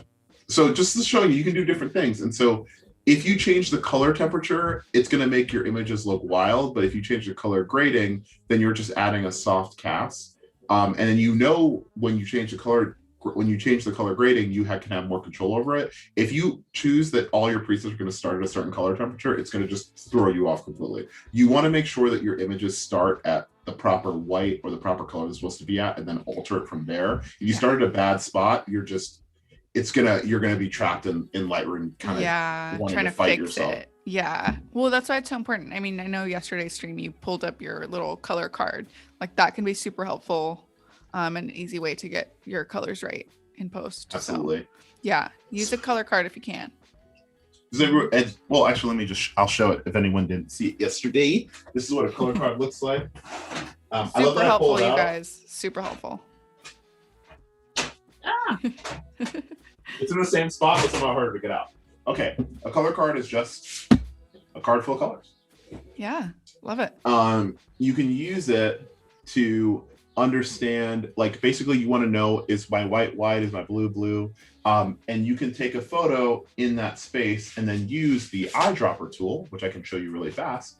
You can use the eyedropper tool in Lightroom, which I'm going to switch back to now, to let you know what the actual white balance is. So let me get a good image. Okay, so we're here. Let's go to this photo I took in Utah of this lovely nurse. So in this photo, let's say that I accidentally had a preset that changed the color temperature. So it started like this. And you were like, yeesh. Sure. How could I fix that without a color card? Or how can I use it with a color card? Essentially, I want to go to this fun little homie here called the white balance selector. It's also a little eyedropper. What you're doing is you're trying to find a part of the image that you know is white. Now, if you're the editor and didn't see the photo ahead of time, this can be concerning, and that's where the color card comes in, because you know that you can use it. Exactly. Because there's white on it. But if not, I can say, well, I think this shirt's supposed to be white. Like her shirt is white. Yeah. And then you tap that, and now this looks like a natural human being instead of someone who had just walked on the earth of the face of the sun. Yes. And so essentially what you want to do is you want to avoid using, I'm going to leave that for now. You just want to avoid using anything that will alter like I said, the integrity of the image instead of stylize it. So if you want to add a warm cast, that's how you do it. You use color grading, you don't use temperature and tint. So now we have this photo. Let's go back to the photo, Kayla. We're a little bit warmer. We're feeling better. I actually personally think that I want to make it a little bit warmer. So I'm going to go up a little. So y'all see how it just got a touch warmer. Yeah. And then one thing I love to do stylistically is we're going to go back to color mix, and you understand that yellow is a dominant part of this image. So if we go for yellow, and I slide my hue, just like we discussed, I can go this way and make my yellows warmer. So look at this difference in what had just happened in the color mix. Here, I will show you closer up. Okay, hold on. Okay, look. See, just how I made them a little bit warmer. And that might be something, if you're used to taking photos, like Arabela seems to take a lot of photos in her neighborhood and around like places that she knows really well. You might have things that are like, my outdoor preset, my like Lilyfield preset, like just things based on places that can just kind of set those colors up. I love that. So now we're gonna saturate the yellows a little bit more, and then we're gonna make them just a little bit brighter. So now they kind of look like warm. They look like she's on a thick wildflower. She looks like she's in a thick, warm wildflower brush. I'm so sorry. She's in a thick, warm wildflower brush. I'm like having the hardest time saying basic words. Okay. So now I know that our homie earlier brought this up, but the main difference between vibrance and saturation is saturation saturates everything evenly. So now she looks wild and crazy, and we don't need that. Excuse me. She looks wild and inaccurate, and we don't need that. Vibrance, however, allows us to Adobe or Lightroom uses Vibrance to find colors that are muted in the image and to make them a little bit more saturated tastefully. And that's why I think, let's look at the difference between saturation at 47. Yeah. You can see how her skin is warm and her hair looks blue, right? Because it's just saturating the colors that it already sees. And then let's look at Vibrance at 47. Notice how her skin still looks like her skin, Yeah. It's just, I think, a little bit of a smarter tool. I love that. Also, sorry, I'm just going. Does anyone have any questions? No, everyone's like loving it all. We have Diane from Vancouver, Canada. Hi. Uma Korn says lovely photo. And Nicole actually said very inspiring, both works. I would like to know how to get that soft, clean white light when shooting portraits. And that look can also be done through Lightroom or Camera Raw. Okay. Yeah, no, it can. Yeah. Also raw, really quick. You photographing in raw is cool, obviously, with the new Pro Raw for Apple. If you have iPhone Pro or Pro Max, I think a 12 Pro or a 12 Pro Max, you can, or excuse me, I know that. I don't know, I'm saying I think. You can photograph in raw. You can also photograph in raw on Lightroom Mobile. I'll just advise you to be careful not to use it all the time because storage is expensive and I don't want you to kind of spend all your money that way if you can't afford it. But if you're taking an image that is important to you, then yeah, I would say so. All right, so we're almost done editing. And in case you're curious, this photo on the left is actually one that I used for a campaign, but this photo on the right is the one that we're using for this edit.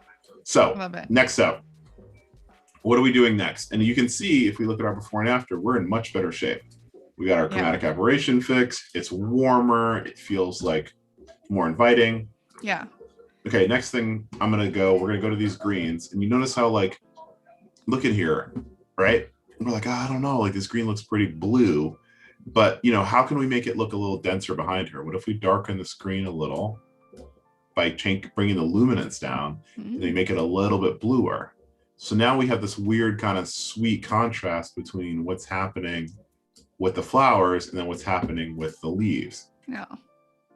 And so the thing to be careful of is up here, clearly this impacted them more because these leaves are more in light.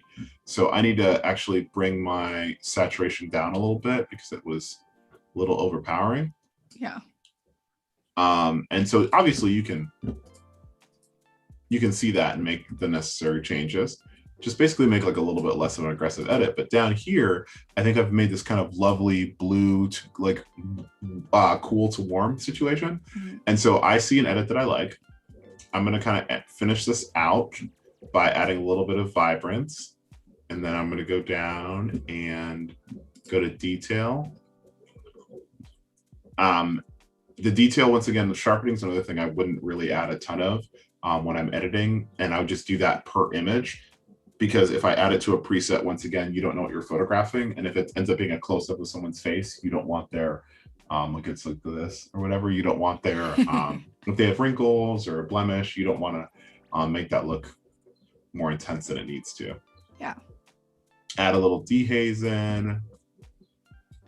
And then I'm also what just would be, for example, like, oh, okay, I see. Yeah, I was gonna say, how would you, like, for example, like me personally, I find that the leather jacket and her hair are like cool. What would be like the tool to use to like warm that up? Warm that up, yeah. So you're with me here. I literally am using the color grading shadow to alter it because I know that her hair is darker and her jacket is darker. I do find it cool. So now I just went for another warm, a little bit more orange, and I'm just sliding it. Hold on. I'm sliding a little bit more to saturate it so that I can make sure that her hair and her jacket, yeah, I did notice that her hair and her jacket were closer to the color we wanted. I actually am upset with how these greens look, so I'm gonna just because these top ones, so this happens sometimes up here, right? The light on these leaves is so much different than the ones down here that the changes I'm making are making these look unbelievably saturated. So now I think I'm almost a little too warm. So to do that, I'm just going to bring this down a touch more, and I'm going to change the luminance so that it's a touch brighter. So now we have an image that we like, right? Let's look at our before and after. Before was cooler. This is a little bit warmer, and it feels consistent to kind of if you had me and Arabela style had a baby.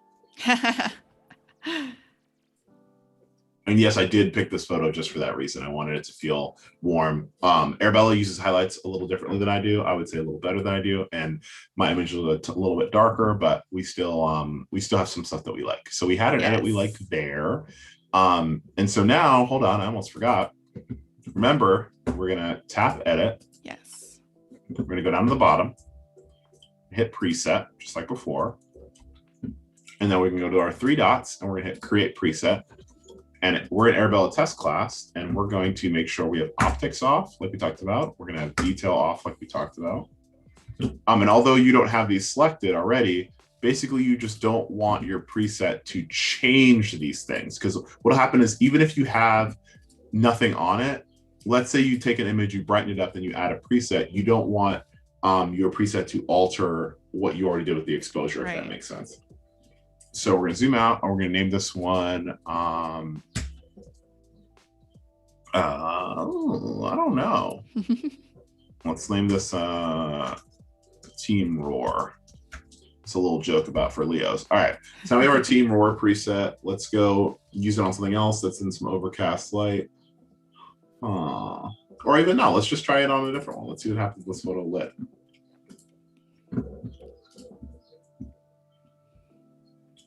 It's a little bit warm for this, but it's still kind of cool. She's super like warm tone. She has red hair. So may not be the best one for that example. Let's try to find something else. Maybe let's see this gentleman who's outdoors. This feels like some fall stuff. So yeah, like just fall. Your consistency really starts with understanding, like, this one is obviously a more like, this first preset's more stylized, but this one uses stronger colors, particularly in terms of warmth, and so sometimes it's not going to work for everything, and that's okay. Yeah. So as we just start to understand our consistency, or we just start to understand what our tools are going to do, we can understand how we can achieve the consistency we want. And we're going to do one more. We're going to do one for the moody folks. Take this photo of this gentleman that I love very much. He's a very nice man. Okay, so Uma Corn's like, suddenly it's fall. Yep. So let's take this photo of this guy. We think he's great. We're gonna make it like nice and moody. So let's take our black point down here. So on our curves, instead of going up with our black point like we did last time, we're gonna go down with our black point a little bit. We don't want it to be so overpowering that you can't like see what's going on with him. If we go all the way over here, it's like moody, but too like much. You can't see it, and that's not as effective. So we're gonna start there. Then let's desaturate him a little bit. You know what I'm saying? We can see this change in his skin. So let's look at, if you look at this difference here, we went from this to this little soft desaturation. Then we're gonna go down and we're gonna add a little dehaze. And it's just starting to get like a little flatter and grayer. Right. And this feels kind of like the Book of Eli, that film with Denzel Washington that was really violent that no one talks about. Oh my gosh. And then we're gonna, hold on, make sure we get this nice and moody. We're gonna change our midtone to like this kind of this blue. So now it's like kind of a little lifeless, a little dead. It's the opposite of what we just got. If you don't believe me, look at the difference. Yeah. That little bit. Then we kind of bring our balance of our luminance down. Now it's nice and cold. You know what I mean? I'm shuddering. I'm like, oh no. Yeah. And then I think let me not like just go buck wild. Let's keep it nice and manageable. We're gonna bring our whites down so it's like nice and faded. It's moody. We can look at the blues in his eyes, you know. And then we're just gonna copy this, and let's see what this looks like on something similar, something that's indoors, something that's kind of cool. Wait for it. I'm trying to also find a photo we haven't used yet. Barry says it looks like a scene in a movie. Ooh, I love this. Wait for it. Beautiful. See, a little bit cooler. Yeah. Reasonable. So now we can go back to that gentleman. We can take his photo, and we're gonna make one more preset. Just so we remember, we go down to presets. We hit these 3 dots. We hit create preset. Then for this last one, we're gonna name this Cool Hand Luke. We're gonna turn off optics. We're gonna turn off detail. And for light, we're going to just turn off things that we don't want to be reset. So it's saved. Now you're probably wondering, like, wait, hold on, like how, okay, so I made presets, like how do I like sell them or give them to people. If you make a preset you like, first and foremost, if you want to give it away for free, you can make a discover file on Lightroom, just like we had previously discussed. But if you want to give them to someone or sell them, you go to export. And then it lets you export it, you know, wherever you want to with whatever name you want, and you can give those to folks. And then if folks want to import them, they go to those three dots again up here, tap, hit manage presets. And that helps you like manage what you have, but then also you go here and you go to import presets, and then you can just import them and they will come in based on what folder they're in already. I love that. So that's kind of how presets works. I think we're right at the time for our spotlight. So I'm gonna let you do that, and then we can keep answering questions. Folks, pay attention to the spotlight. It's really important to both of us. And after that, we will get into some more stuff before we call it quits today. I love it. Yes. Uma Korn says the couple in the bathing room, they went from do your thing for a bit. They just had an argument. It's a cool tone. I love it. Awesome. Well, we're ready for artist spotlight. So let me go ahead and bring that up real quick. Oh, sorry. Okay. So we're pulling them up, everybody. Let's keep that energy up while we support each other. If there's anything you'd like us to shout out that you're up to, please put it in the chat and we will do our best. And by we, I mean Arabella, because I cannot see what's going on in that chat. Ooh. All right, you guys. Artist spotlight is here. And this is the artist that we're featuring. So their Instagram is frizzlemadeit. So make sure to give them a follow. Let's see. Oh my God, I'm already obsessed. Yeah, he makes such beautiful art. And if you think that this was just an artist spotlight like a regular one, you are mistaken. Because oh, this is gonna take a minute. Oh my gosh, so good. Look at this. Look at this. Look at this. I'm obsessed. He's amazing.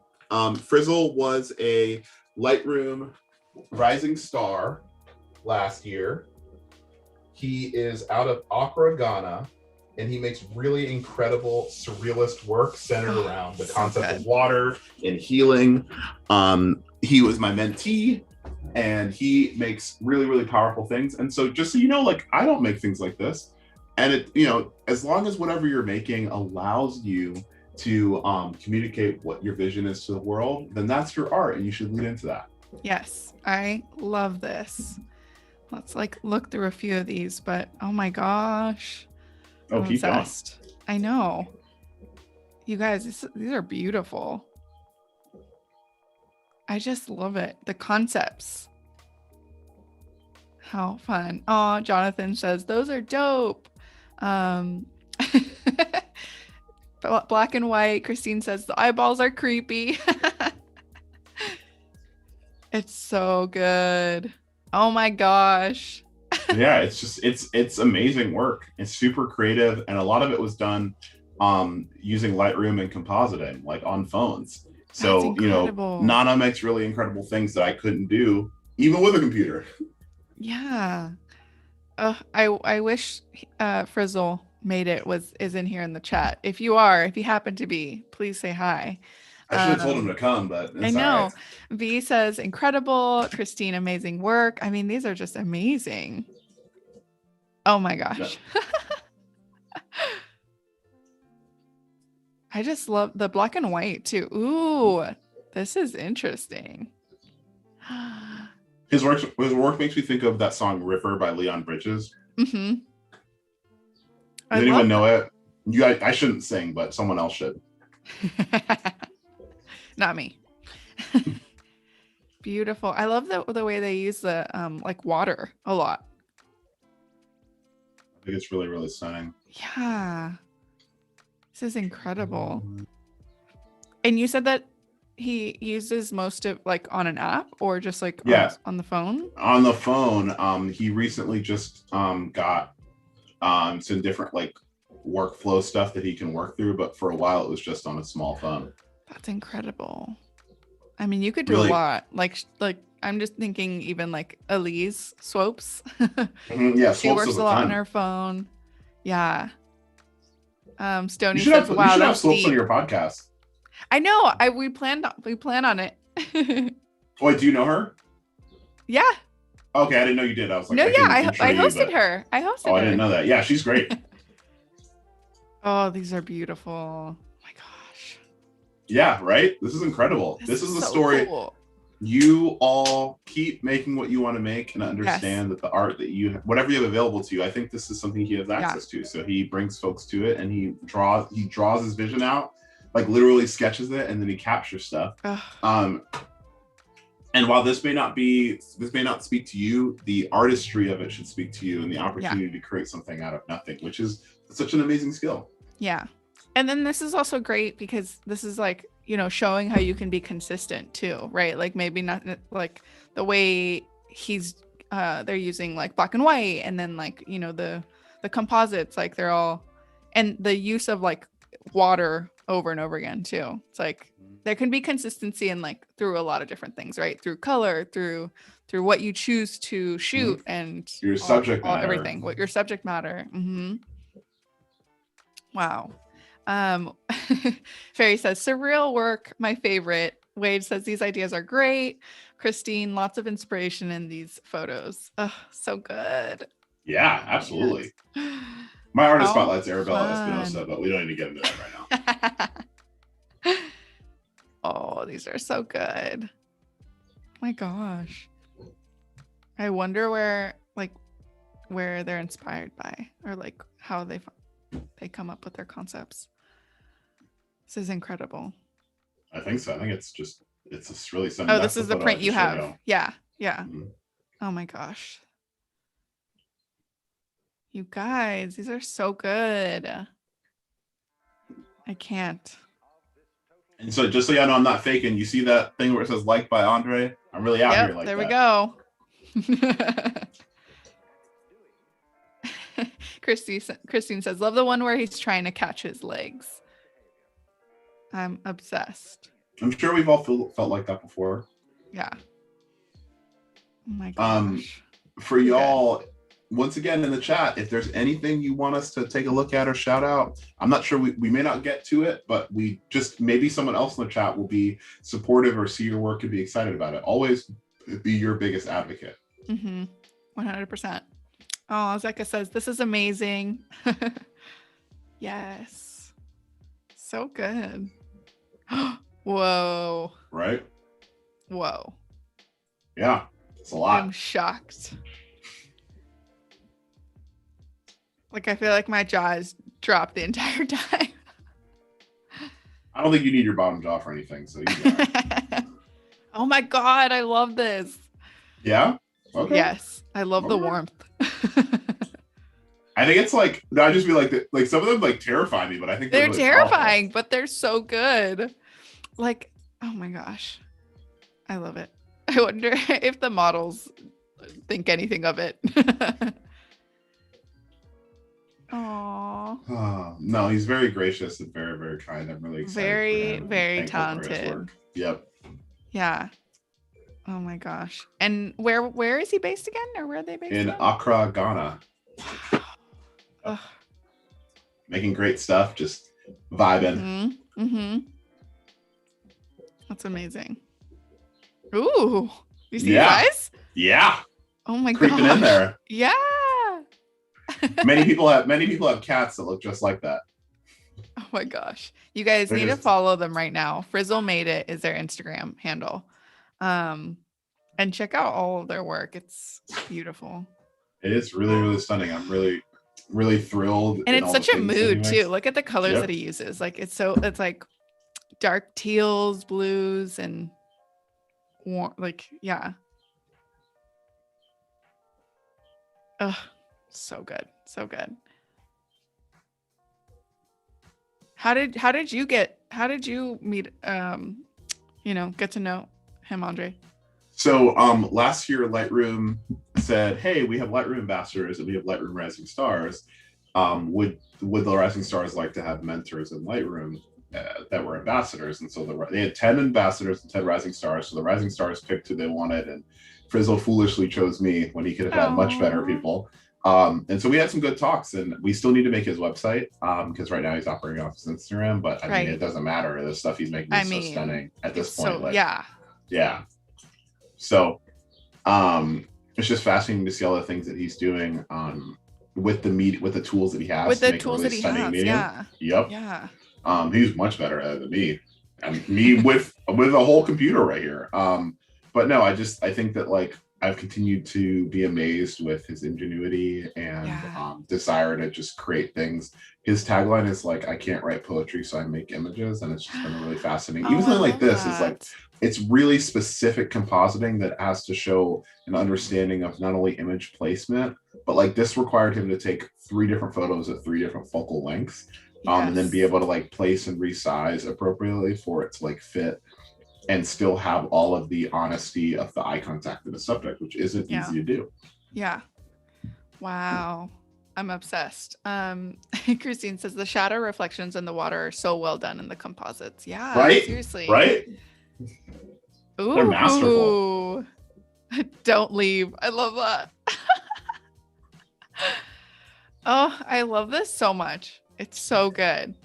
I hope he gets to watch this stream because I'll send it to him later, and he will like send you. He's gonna send you like 400 DMs about how great you are. Oh no, literally so good. I would aspire like to make stuff like this. How incredible! What a beautiful mind he must have. So good, you guys. I love it. Well, oh my gosh, you guys need to go follow him. Follow him right now. frizzlemadeit on Instagram. And give him a lot of love, please. Like, leave a comment, like his work, follow him, do all the things. Cool. Well, should we get back to your editing, Aundre? We absolutely should get back to my editing. Let's do it. Thank you guys for the, sticking around during the artist spotlight. Hope you guys got inspired. Is everyone feeling inspired? Everyone feeling? I'm feeling like inspired. They learned something new. I am. Is there anything that? I need to share my screen again. Yep. Completely forgot for a second. So for the folks, we have a little bit of time left. Once again, in our closing time, I have other things to go over, but while I'm starting to ramp back up and call out a couple things, please take a moment and ask yourself if there's anything that you would like to be explained or talked about. And while you do that, I'm going to harken back to the question that we got about organization. I'm just going to talk about that for 90 seconds. That'd be great. And then if anyone has anything else they would like to know, we are happy to discuss it. But we're just going to kind of wrap up on our little consistency jaunt of our 4 hours together that we're almost done with. It's wild. I know. Happens like so a fast. New man. Like maybe puberty was around 2 hours, and now I'm in my like retirement. Yeah, age of my little thesis. But okay, so organization. Here's the best way I can describe it. In Lightroom, there are 2 organizing tools. There are folders and there are albums. Albums hold photography. Just like think about like a photo album, an actual photo album. Think about a folder like the drawer where you keep all of your albums in. Mm-hmm. Folders hold albums, albums hold photos. It's kind of like, technically folders do hold photos. It's kind of like as a rectangle, a square. You refer to a square as a square. So it's a similar concept, right? Mm-hmm. And so when you're organizing your images, if you go to all photos, which is always a dangerous proposition on a live, but let's see, it's probably like a bunch of weird memes in here. You'll see if you hit this drop down on this left menu over here, that you have things that are like recently added. It lets you search by date, people. So if it like sees specific faces, connections that you can add and like delete it, right? Mm-hmm. And so if you go to all photos, it's like literally every photo that's in your library. These are some portraits I just took for Architecture Magazine, right? So what I would advise you to do is to use your albums here to your advantage. So what do? I have folders, so drawers, that have albums in them. And so I have them organized by year, first and foremost. Then I have some extra things. Finals I need to dissipate. But essentially, like, these are all the images upon ingest. So when I take them in, and then I have month, day, year. Okay. This one I accidentally deleted 20, underscore the client and underscore the job if it's a client I work with multiple times. So for example, like BuzzFeed, it's the BuzzFeed underscore Columbus Circle, People Magazine. Like if I work with a thing more than once, then I'm more likely to write like news site of New York Times here for T Magazine, New York Times again for Sunday Routine, right? And so essentially this is a good way for me to know exactly where the images are. One good thing about Adobe, or another good thing about Adobe Lightroom is this, for example, is a job all about this woman who's an urban florist, right? So obviously, if I go to the search bar up here, I can search flower, and it should show me images that have flowers in them based on Sensei's auto tagging. Sorry, it should show me based on Sensei's auto tagging. Now, if we go to all photos, and I search something, let me think. Let me just search sky, something simple. So I was trying to think of something smart, but you'll see that it has all these photos of skylines and things that I have all through this image. And then here, sorry, it's flashing. I don't know what's going on here. Oop, let's just stop. I love when, okay, are we good now? That was weird. Okay. Instead of sky, let's do car. See if we can find something interesting. Yeah, so it's not always going to be perfect, but like here are, dude, I don't know if it's my monitor. We're just going to stop. We're going to stop searching. Please stop. But we get it. It's like you just search something and it knows what to pull up for you. Yeah. And so cool. You can do that. You can also tag your images if you go over, and let's say this photo right here, we go to info. Excuse me, right above info, there's this little tagging guy, little keywords, and you can type these things in. Like, let's say for that image, we know that these are, excuse me, for this image, let me zoom in on it. You know that these are like women at the water holding alcohol or cans, but it also sees a face that it's seen before and asks me to add a name, so it can then search based on this face that it auto-detected. Nice. So organizationally, what I do is I import a project, and then once the project is finished, then I move it from this free zone into the folders so that they're kind of in archives for me to search later in the future. So for example, I finished this Architect Magazine thing yesterday, and so I can now go to 2021 and just drag this right into this folder. So now this album is in here, it's organized, and based on the dates, you can see what I did in order throughout the year. That's why I do it by month first. Right. So that is kind of how I organize my images. Okay. I do it this way on purpose so that I can find the things after the fact. And then at some point, I do move things off of the cloud, just because I don't have, all the storage in the world, and then I back it up in 3 locations, as I mentioned previously. Yes. Does anyone else have any questions? Let's see. So far, no, but people were asking about the organization. So yeah, they're all getting their tips. Cool. Another organizational point inside of your folder. Okay, just as you said that, question popped up. Christine says, can you import older projects from your hard drive? Yes, you can. So to import, you hit add photos in this top right corner. And if you finished an edit on the photos, like for example, let's say you edited on Lightroom Classic, if you have the raw file, like the .cr2, .cr3, whatever it is, and you have the XMP file, which essentially is the edits you made, if you import it into Lightroom, it'll have your before and after in it. So what we do is we go here. Let's go to connected devices. We'll go to no name, just so y'all can see how I import. And then here I can't import because these are images I've previously added, as you can see, but essentially it just lets you add images. And then you can, at this very top, you can hit add to album, and you can just make the album that you want and even go into the folders that you're looking for. Nice. So that's how your import works. So you can add images and other things. whatever you're using though, I do know that Lightroom requires that you have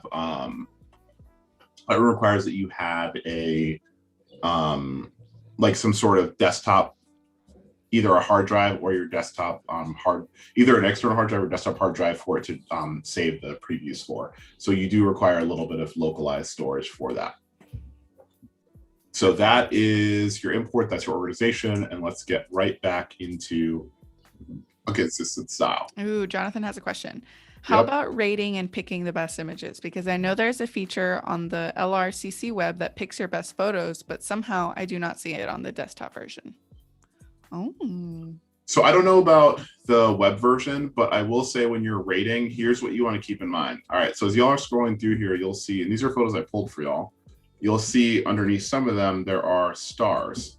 See these 5 stars right here, and there's these little flags.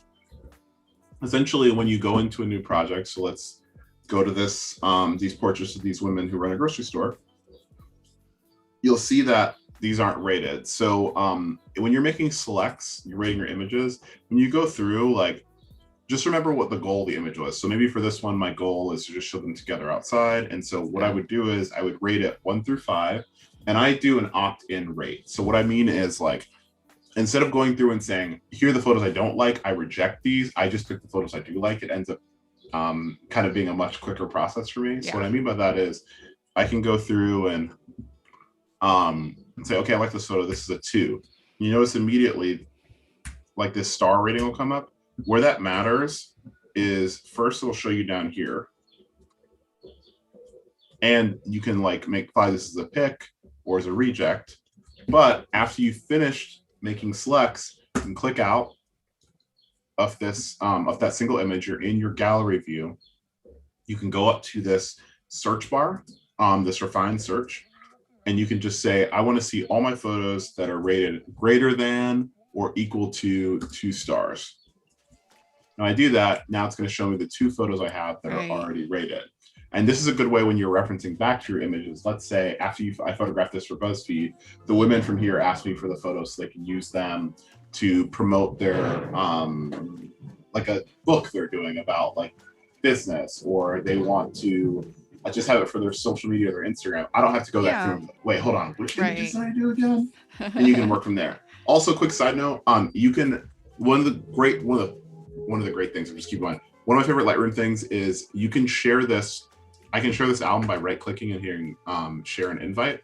So if I show this to Arabela, let's say we work on this project together. Sure. And maybe she's the art director. She can then, I can make it so that she can make comments, she can heart things, like things, and then as I go through, I can then say, oh, this is the photo she asked me to edit some more. And you can see that here, right above the tagging, there is a photo activity. But you can see that this is unshared. It has no likes or comments. No one loves it. So that's how that works. Love that. Thank you for explaining that. Totally. Do you have any thoughts on that, Arabela? No, that's really cool. So again, I use Lightroom Classic because I'm just so used to that. It's like easy for me, but I feel like I have a much more well-rounded understanding of just Lightroom in general. Oh, absolutely. I mean, so it's so cool. I mean, I just love the idea that everything's synced up, right? That, like, it's like wherever, like, you can access it from wherever. I think it is really powerful because there are times when I'm, like, on the train or on a plane, and I can download an album locally, work on it, and then when I get to the hotel or back to my apartment, I can just make an edit, or I can just have it sync and the edits are there. And that's really powerful because sometimes I'm trying to maybe increase my productivity, but I'm tired of sitting at a screen. Maybe I just want to lay on my bed or sit in the park, and still be able to, like, interact with my images the same way. That makes sense. Yeah, absolutely. And have all the work kind of count together. Mm-hmm. So fun. Anyway, that's where my head is. And we're going to kind of go back to some consistency things. We have like 10 more minutes or so, 9 more minutes. We have like 3 minutes. We have 3 minutes? Yeah. Whoa. Okay. All right. Closing Good thoughts. luck. Make sure buckle up. Make sure that you're following Arabela. If you think I've been helpful, make sure that you've let me know. Follow me on Behance, Instagram, Twitter. Yes. Just search Aundre. With your consistent style, It's okay to make mistakes. Here's an example of a color edit that I made a mistake on. I really like this edit on other folks, but because my friend has warmer undertones, it made her look more orange than she necessarily does. And so if we go over our edit panel, we go down to color mix. The three main colors that are impacted in human skin are red, yellow, and orange. Mm-hmm. And so we're going to use our skills from color mix to not make her look this way. How do I know she's not looking her best? We're going to go down and toggle show original. And you're going to see that this made it too green and it made it too saturated. So we're going to bring our saturation down. We're going to bring our luminance up. We're going to say that she was looking too green, so we're going to make this a little bit more pink. Then we're going to bring our saturation down up here and brighten our image up also. Not that much. Oh man, I made a mistake. Hold on. See, mistakes happen. It's okay. Yeah, mistakes happen. So we're there, and then we're just going to make sure. Oh, 1 second. I basically like have to re-edit this image so that I don't have the same amount of contrast I do, and that's going to take a little bit of time. But basically, I don't know if we have all the time for that, but the thing I just want to point out is like, just remember that like you can still work backward for something. Yeah. And so for this image, basically like, maybe this wasn't the best example. This is a better one. I went through and just said, this color mix is too intense. How can I make sure that she looks more like herself? So like if we went from this to this, I just went into my color mix and like I showed you before, I brought my saturation down and I brought my luminance up, just so she can look closer to herself. So before and after. So there's still moodiness here, but it's not so overpowering. Color mix can help you clean up some little mistakes here and there. And kind of help you refine your preset. It can be a part of your base coloring in terms of how you shift colors, but later you might say, oh, this doesn't work perfectly for this image. Let me make sure I fix it. Love it. Well, thank you so much, Aundre. That was amazing. So many great tips and a couple of little comments. Tony said, thank you so much. It's been very informative. So that wraps up day 2 with Aundre. So thank you guys so much for joining us. And yeah, make sure to stick around. There's plenty of other things happening, you know. So yeah, I mean, thank you guys so much. And yeah, we'll have to be back at some point. Thank you for coming. This has been Hanging Out with Aundre and Arabela. We appreciate you. Please stay and watch some more streams and let us know if you learned anything or how we can be better. Appreciate you. Goodbye.